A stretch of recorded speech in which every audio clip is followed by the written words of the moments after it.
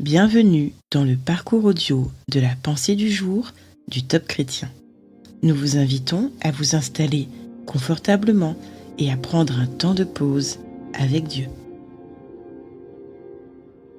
La grâce surabondante de Dieu, par Paul Calzada.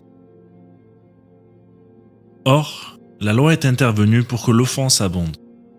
Mais là où le péché a abondé, la grâce a surabondé.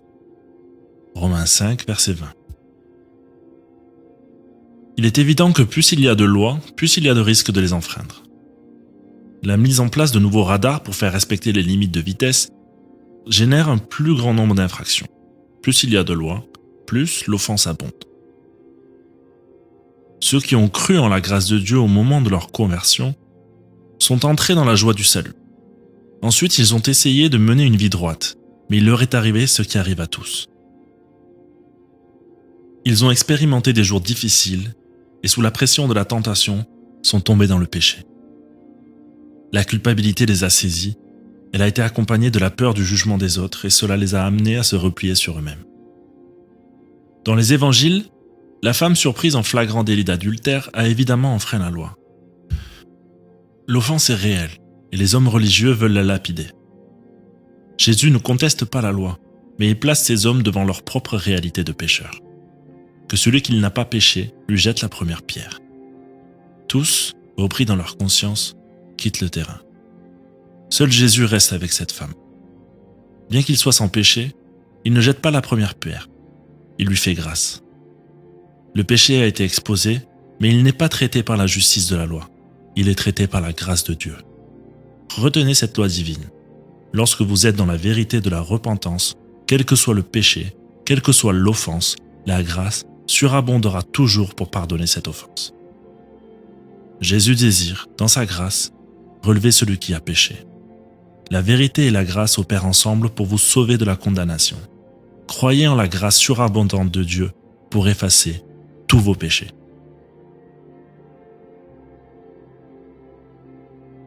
Y a-t-il un domaine dans votre vie où vous avez du mal à accepter que Dieu puisse vous faire grâce? Prenez le temps d'écouter ce que votre Père Céleste veut vous dire.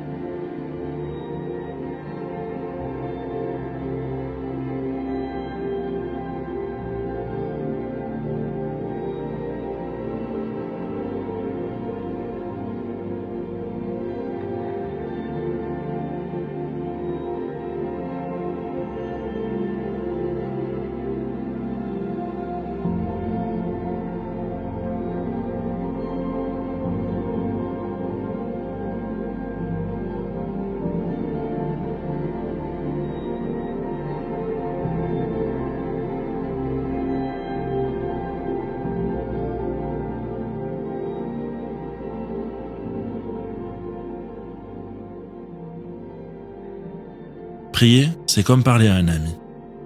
Vous pouvez tout partager à Dieu, vraiment tout. Voici un exemple de prière que vous pouvez suivre.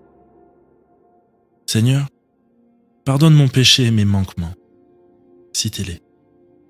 Je crois en ta grâce surabondante pour couvrir chacune de mes fautes et avancer sans condamnation dans la vie.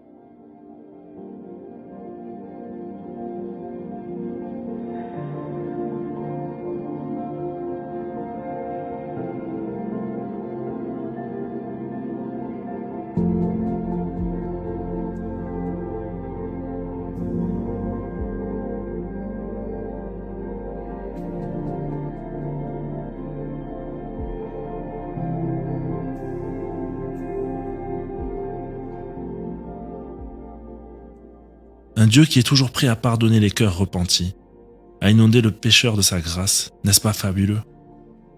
Prenez ce temps précieux pour louer le Seigneur de tout votre être.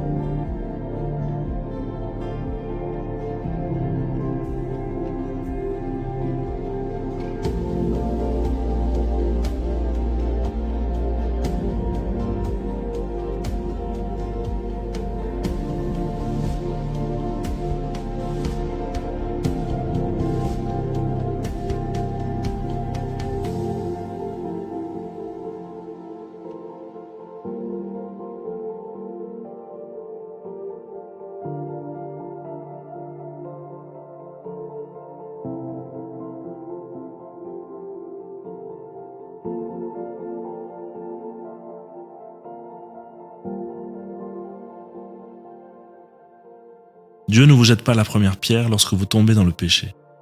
Au contraire, il vous offre sa grâce. De la même manière, décidez aujourd'hui de ne plus jeter la première pierre à votre prochain, mais de lui parler de la grâce surabondante de Dieu pour sa vie.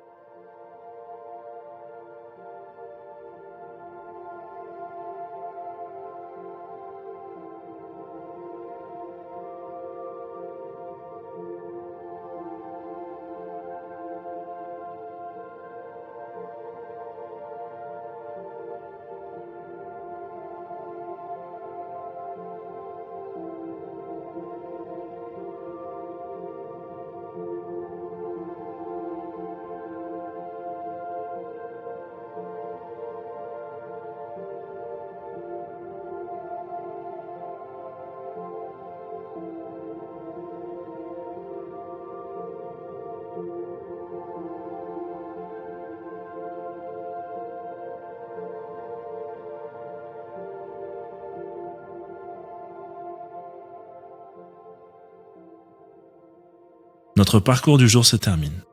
Prions ensemble afin d'honorer notre Dieu. Mon Dieu, je te remercie d'avoir envoyé Jésus-Christ pour me sauver de la condamnation éternelle. À toi soit le règne, la puissance et la gloire. Amen. Nous espérons que ce temps de pause avec Dieu vous a ressourci.